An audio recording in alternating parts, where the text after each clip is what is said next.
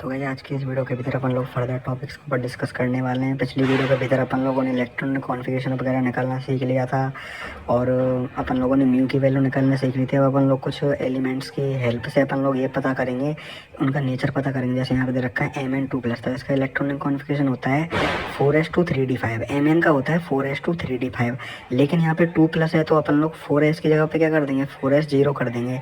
तो यहाँ पे 2+ दे रखा है तो यहाँ पे अपन लोग क्या कर देंगे, 4s 0 कर देंगे। तो यहाँ पे अनपेड इलेक्ट्रॉन कितने बचे, डी ऑर्बिट में 5 अनपेड इलेक्ट्रॉन बचे। तो यहाँ पे इस वजह से अनपेड इलेक्ट्रॉन 5 बचे, तो म्यू की वैल्यू हो जाएगी 5.92। अब अपन लोग अनपेड इलेक्ट्रॉन के बेसिस पे डायामैग्नेटिक और पैरामैग्नेटिक निकालना सीखेंगे। तो यहाँ पे अपन लोग कुछ एलिमेंट के नेम दे रखे हैं, उनकी ऑक्सीडेशन स्टेट में +2 ऐसे करके दे रखे हैं। तो अगर कोई भी एलिमेंट है उसके अनपेड इलेक्ट्रॉन है तो वो पैरामैग्नेटिक है, अगर अनपेड इलेक्ट्रॉन नहीं है तो वो डायामैग्नेटिक है। जैसे कि यहाँ पे Zn2+ का एग्जाम्पल दे रखा है। अब Zn का जो इलेक्ट्रॉनिक कॉन्फ़िगरेशन होता है वो होता है 3d10। Zn का इलेक्ट्रॉनिक कॉन्फ़िगरेशन 3d10 4s2। अब यहाँ पे 2+ है तो s ऑर्बिट में से 2 इलेक्ट्रॉन ले लेंगे तो 4s 0 हो जाएगा। तो 3d10, अब 3d10 के भीतर बताओ अनपेड इलेक्ट्रॉन होते हैं कि नहीं होते हैं। 3d10 के भीतर अनपेड इलेक्ट्रॉन नहीं है तो इस वजह से डायामैग्नेटिक हो जाएगा। 3d10 के भीतर अनपेड इलेक्ट्रॉन नहीं है तो इस वजह से डायामैग्नेटिक हो जाएगा। नेक्स्ट जो अपन का एग्जाम्पल है वो है Cu2+। अब Cu2+ का अपन का जो इलेक्ट्रॉनिक कॉन्फ़िगरेशन होता है वो होता है 4s1 3d10, ठीक है। और अब यहाँ पे 2+ है तो यहाँ पे एक इलेक्ट्रॉन एस में से ले लेंगे, एक इलेक्ट्रॉन डी में से ले लेंगे। तो यहाँ पे बच गया 3d9। अब 3d9 के भीतर कितने अनपेड इलेक्ट्रॉन है, 3d9 के भीतर एक अनपेड इलेक्ट्रॉन है तो ये हो जाएगा पैरामैग्नेट। उसके बाद आता है Sc3+। तो Sc3+ का इलेक्ट्रॉनिक कॉन्फ़िगरेशन हो जाएगा 4s0 3d0, तो इसलिए Ar बन जाएगा। तो इसके अनपेड इलेक्ट्रॉन नहीं है तो ये डायामैग्नेटिक। Ti4+, ये भी हो जाएगा 3d0 4s0, तो ये भी डायामैग्नेटिक हो जाएगा, अनपेड इलेक्ट्रॉन नहीं है। Mn2+ हो जाएगा 4s0 3d5, तो ये 5 अनपेड इलेक्ट्रॉन तो पैरामैग्नेट हो गया। Ni2+ भी 28 नंबर का होता है तो Ni का इलेक्ट्रॉनिक कॉन्फ़िगरेशन होगा 4s2 3d8, तो Ni2+ का हो जाएगा 4s0 3d8। तो 8 इलेक्ट्रॉन है डी ऑर्बिट में, तो इसमें से 2 अनपेड इलेक्ट्रॉन बच जाएंगे। तो इस वजह से Ni2+ भी क्या हो जाएगा, पैरामैग्नेटिक हो जाएगा। तो आई होप तुम लोग ये चीज़ निकालना सीख गए होंगे। अब अपन लोग नेक्स्ट टॉपिक के ऊपर बात करेंगे, लेकिन यहीं पे वीडियो पॉज करके इस वाली चीज़ को अच्छे से खुद से कर लो। उसके बाद नेक्स्ट इंपॉर्टेंट जो अपन की प्रॉपर्टी आती है वो आती है कलर प्रॉपर्टी। अब देखो सिंपल सी बात है, अगर कोई भी डी ऑर्बिट है n-1d जो ऑर्बिट है, अगर उसके भीतर अनपेड इलेक्ट्रॉन प्रेजेंट है तो डी ट्रांजिशन होगा। डी ट्रांजिशन वही है, नीचे वाली ऑर्बिट में से ऊपर वाली ऑर्बिट में इलेक्ट्रॉन चला जाएगा और वो कलर शो करेगा।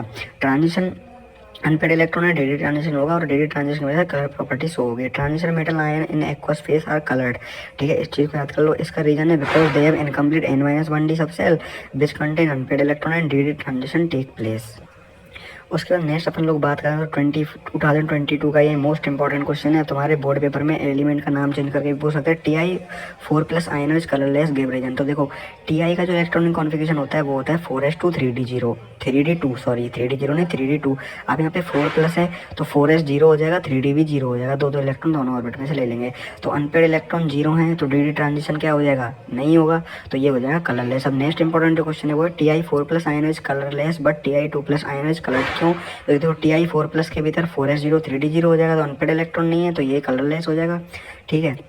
वहीं पे Ti2+ के भीतर क्या होगा, s ऑर्बिट से 2 इलेक्ट्रॉन चले जाएंगे लेकिन d ऑर्बिट के भीतर 2 अनपेड इलेक्ट्रॉन जाएंगे, तो अनपेड इलेक्ट्रॉन 2 तो ये कलर्ड हो जाएगा। अब by compounds of scandium are coloured, देखो स्कैंडियम के जो कंपाउंड है वो कलरलेस क्यों होते हैं, ये मोस्ट इंपॉर्टेंट क्वेश्चन है। अब देखो एक चीज़ हमें याद रखना, कंपाउंड जो कि है ट्रांजिशन एलिमेंट्स वो क्या करते हैं, अपनी ऑक्सीडेशन स्टेट बनाते हैं।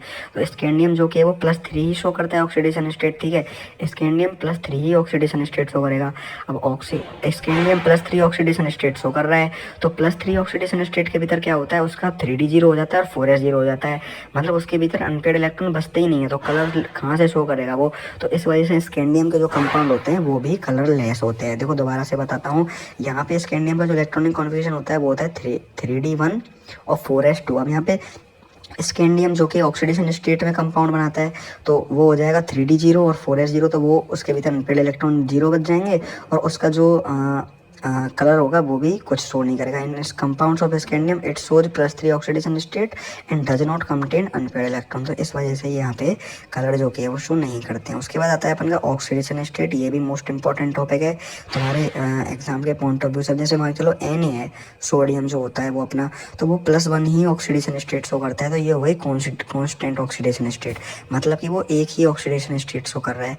उसके बाद आता है अपन का Mn 25 नंबर होता है इसका, जो होता है 25 नंबर होता है इसका एटॉमिक नंबर, तो ये +2 से लेके +7 तक शो करता है। तो इस वजह से अपन लोग क्या बोलेंगे, वेरिएबल ऑक्सीडेशन स्टेट शो करता है। मतलब एक ऑक्सीडेशन स्टेट शो कर रहा है तो कांस्टेंट, एक से ज़्यादा शो कर रहा है तो वेरिएबल ऑक्सीडेशन स्टेट।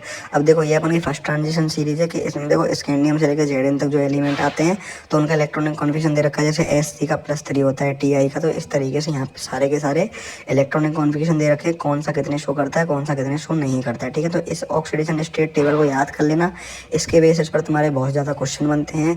जब तक खुद से कुछ नहीं करोगे कुछ नहीं होने वाला। मैं पढ़ा के चाहे मर जाऊँ, चाहे मेरा कुछ हो जाए, लेकिन जब तक खुद से नहीं पढ़ोगे कुछ नहीं होने वाला। तो यहाँ पे इस तरीके से ये वेरिएबल ऑक्सीडेशन स्टेट जो कि है वो शो करता है। तो उसके बाद देखो तुम लोग यहाँ से ये चीज़ याद कर लेना। उसके बाद इसके जो क्वेश्चन है वो मैं तुम लोग करवा देता हूँ। सबसे फर्स्ट नंबर का मोस्ट इंपॉर्टेंट क्वेश्चन है, वो आता है कि, बताता हूँ एक सेकंड, यहाँ पे नीचे जाकर कुछ देखना है मेरे को, देख लेता हूँ, ठीक है। तो यहाँ पे देखो क्या होता है कि ट्रांजिशन मेटल आयन, देखो यहाँ पे नेक्स्ट नंबर का जो क्वेश्चन है वो मैं तुम लोगों को समझाता हूँ कि transition element shows variable oxidation state के ट्रांजिशन एलिमेंट जो होते हैं वो वेरिएबल ऑक्सीडेशन स्टेट शो करते हैं, क्यों। अब देखो इनका जो जनरल इलेक्ट्रॉनिक कॉन्फिगरेशन होता है वो होता है N-1d। एक सेकंड में तुम लोगों को पेन का यूज करके बताता हूँ। इनका जो जनरल इलेक्ट्रॉनिक कॉन्फिगरेशन होता है वो मैं तुम लोगों को बताया था, याद करो क्या होता है, वो होता है N-1d। एक सेकंड यहाँ पे मैं तुम लोगों को बताता हूँ कि देखो transition metal ion variable oxidation state show करते हैं +2 +3 +4, मतलब बहुत से एलिमेंट है सोचो बहुत ज़्यादा शो करते हैं। तो उनका जनरल इलेक्ट्रॉनिक कॉन्फिगरेशन होता है N-1d 1 to 10 और Ns 1 to 2, ठीक है। मतलब d ऑर्बिट के भीतर 1 से लेकर 10 तक इलेक्ट्रॉन और s ऑर्बिट के भीतर 1 से लेकर 2 तक इलेक्ट्रॉन। तो यहाँ पे d ऑर्बिट क्या है, यहाँ पे N-1d क्या है, d वाली ऑर्बिट 3d वाली ऑर्बिट, और Ns क्या है 4s वाली ऑर्बिट। तो 3 और 4 के भीतर कितना गैप है, एक का ही गैप है। तो इनके भीतर जो एनर्जी गैप होता है ना, मतलब इसकी N-1d सबसेल और Ns सबसेल के भीतर दो गैप होता है। देखो लैंग्वेज बताता हूँ तुमको, because energy difference between N-1d and Ns very less, मतलब N-1d सबसेल और Ns के बीच में जो एनर्जी गैप होता है वो बहुत ही ज़्यादा कम होता है। तो इनके बीच एनर्जी गैप होता है वो बहुत ही ज़्यादा कम होता है। तो इस वजह से s ऑर्बिट के साथ साथ therefore electron of Ns along with unpaired electron of N-1d take part in bond formation. तो s ऑर्बिट के पेयर्ड इलेक्ट्रॉन के साथ N-1d के जो अनपेयर्ड इलेक्ट्रॉन होते हैं ना, वो भी बॉन्ड फॉर्मेशन के भीतर पार्टिसिपेट करते हैं। यहाँ पे एग्जांपल है Mn का, तो ये +2 से लेकर +7 तक शो करता है। इसका इलेक्ट्रॉनिक कॉन्फिगरेशन 3d5 4s2। तो 4s2 के जो पेयर्ड इलेक्ट्रॉन है +2 वो शो करें, वो बॉन्ड फॉर्मेशन में पार्टिसिपेट करेंगे। अब 3d5 के भीतर 5 अनपेयर्ड इलेक्ट्रॉन, अगर एक अनपेयर्ड इलेक्ट्रॉन जो कि बॉन्ड फॉर्मेशन में पार्टिसिपेट करेंगे +3, 2 पार्टिसिपेट करेंगे +4, 3 पार्टिसिपेट करेंगे +5, 4 पार्टिसिपेट करेंगे +6, 5 पार्टिसिपेट करेंगे +7। तो इस वजह से ये वेरिएबल ऑक्सीडेशन स्टेट जो कि है वो शो करता है। उसके बाद आता है अपन का एक स्पेशल पॉइंट ये है कि ऑक्सीडेशन स्टेटेबिलिटी स्टेबल कॉन्फिगरेशन पर डिपेंड करती है। अभी देखो मैं तुम्हें क्वेश्चन के बेसिस पे समझाता हूँ। अब यहाँ पे क्वेश्चन दे रखा है, देखो यहाँ पे कि scandium shows only +3 oxidation state. अब ऐसा क्यों होता है, स्कैंडियम जो कि वो +3 ऑक्सीडेशन स्टेट क्यों शो करता है, क्योंकि ये स्कैंडियम +3 ऑक्सीडेशन 3 इलेक्ट्रॉन अपने में से निकाल के 4s0 और 3d0 बन जाएगा, आर्गन बन जाएगा, यानी 3d0 बन जाएगा। 3d0 जो कि स्टेबल होता है, तो इस वजह से वो आर्गन कन्वर्ट हो जाएगा। तो आर्गन क्या होता है, स्टेबल होता है, तो इस वजह से वो अपने 3 इलेक्ट्रॉन डोनेट कर देगा। अब नेक्स्ट नंबर क्वेश्चन है Zn only shows +2 oxidation state. तो अब यहाँ पे Zn का जो इलेक्ट्रॉनिक कन्फिगरेशन होता है वो होता है 4s2 3d10। अब यहाँ पे +2 है तो यहाँ पे 2 इलेक्ट्रॉन डालेंगे, 4s0 बनेगा 3d10। अब 3d10 क्या होता है, स्टेबल कॉन्फिगरेशन होता है। 3d5 3g0 और 3d10 स्टेबल कॉन्फिगरेशन होते हैं। तो इस वजह से ये यहाँ पे +2 में ऑक्सीडेशन स्टेट शो करेगा, क्योंकि यहाँ पे 3d10 हो गया तो ये स्टेबल हो जाएगा। अब यहाँ पे नेक्स्ट नंबर का जो क्वेश्चन आता है वो आता है कुछ इस तरीके से कि विच transition element don't show variable oxidation state. मतलब कौन सा ऐसा एलिमेंट है ट्रांजिशन सीरीज का जो कि वेरिएबल ऑक्सीडेशन स्टेट शो नहीं करता है। अब देखो मैं तुमको टेबल पे लेकर चलता हूँ। यहाँ पे देखो तुम में से बहुत से बच्चे कहेंगे थे एक तो अपना स्कैंडियम है जो वेरिएबल नहीं कर रहा है, सिर्फ एक ही शो कर रहा है, और एक अपना जिंक है। तो हमेशा ध्यान रखना जिंक जो कि वो ट्रांजिशन मेटल एटम नहीं माना जाता है। तो इस वजह से इसका आंसर हो जाएगा केवल और केवल स्कैंडियम, कि स्कैंडियम जो कि है वो सिर्फ और सिर्फ वेरिएबल ऑक्सीडेशन स्टेट शो कर रहा है। उसके बाद आता है अपना next question, in first transition series Mn shows higher oxidation state, क्यों। अब देखो इसके पीछे का जो रीजन है वो ये है कि इसके देखो 3d ऑर्बिट के भीतर 5 अनपेयर्ड इलेक्ट्रॉन होते हैं, s ऑर्बिट के भीतर 2 अनपेयर्ड इलेक्ट्रॉन होते हैं, ठीक है।